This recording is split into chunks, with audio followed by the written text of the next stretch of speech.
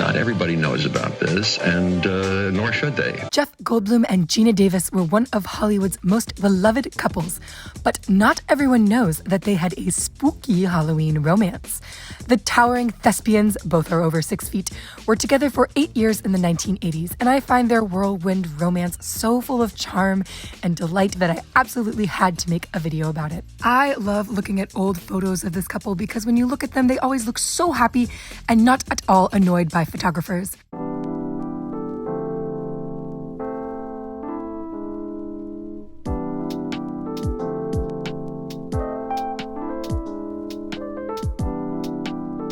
So who are these two clowns?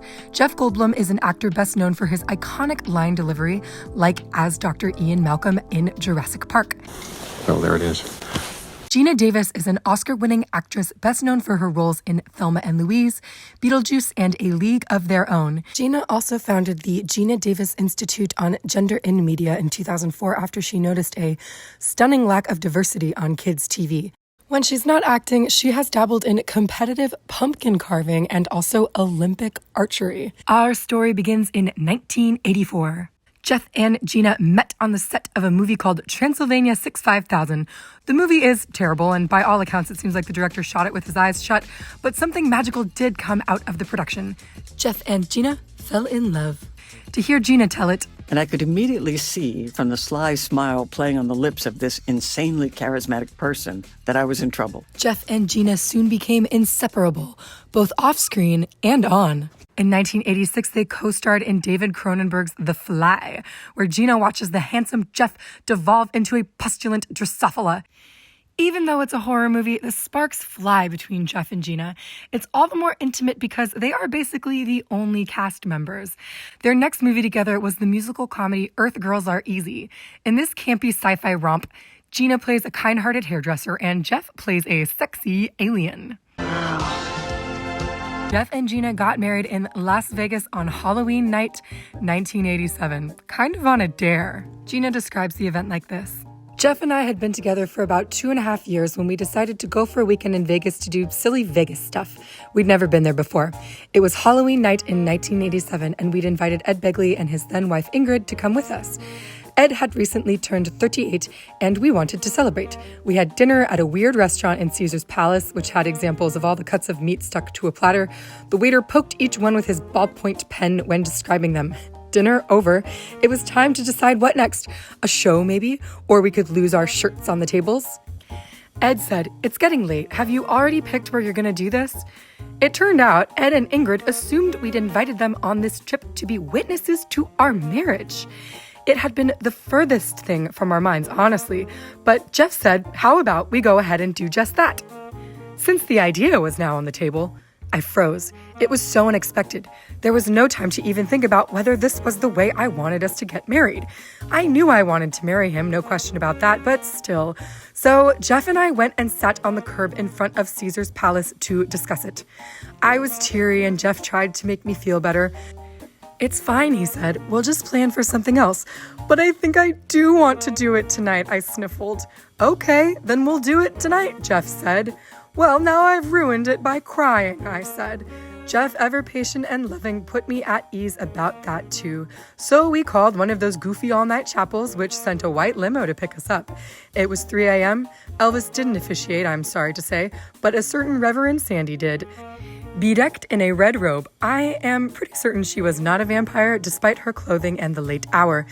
In fact, she was profoundly serious about the whole thing, admonishing us at great length about the profundity of the step we were taking before God, something I think an Elvis minister would rather have glossed over.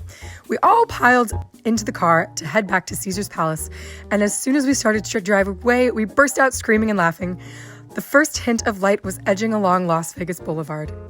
It was November 1st, 1987, and I had just married my soulmate. Aww. They never had a big white wedding, but they did have a wedding-themed bathroom.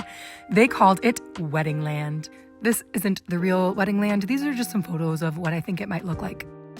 The walls came covered floor to ceiling in crazy over-the-top flowered tiles, so we just went with it. I put AstroTurf on the floor and a picket fence around a fake flower garden, and the whole thing was decked out with styrofoam wedding bells and countless bride and groom cake toppers. In fact, maybe Wedding Land was to make up for the very unflowery and cake topperless wedding ceremony we actually had. In 1989, the newlyweds shared the cover of GQ magazine. GQ called them Hollywood's most adorable couple. I searched high and low for a copy of the actual article in GQ magazine, but the best I could find on the internet was this snippet that says, "In the tradition of great old Hollywood romances, married people, Geena Davis and Jeff Goldblum, play out their love scenes convincingly." Okay, GQ. By all accounts, anyone who met the couple says that they were in true love. And you fell in love? Yeah, kind of right away. Yeah. We did. And see, now, Jeff, you look in love. Right. Yeah. Geena's career thrived during her marriage. She made Beetlejuice and The Accidental Tourist, for which she won her Oscar.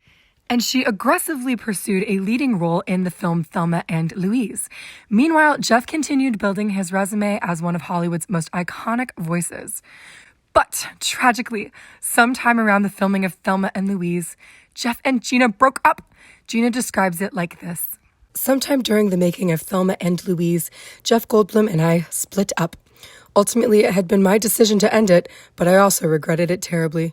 We still saw each other quite a lot at first, which eased the transition a bit, but I now feel that I was too hasty. I should have given us more time. I've only ever wished him happiness. It was a truly magical chapter in my life. The couple officially called it quits in 1991. The official reason was not discussed, but some speculate that Geena wanted kids and Jeff did not. They did both end up having children with other partners, but it seems like Jeff might have been the one that got away. I have to say we delighted in each other. He didn't want me to suppress my quirkier tendencies like so many others in my life had. Rather, we celebrated in and brought out the quirkiness in each other.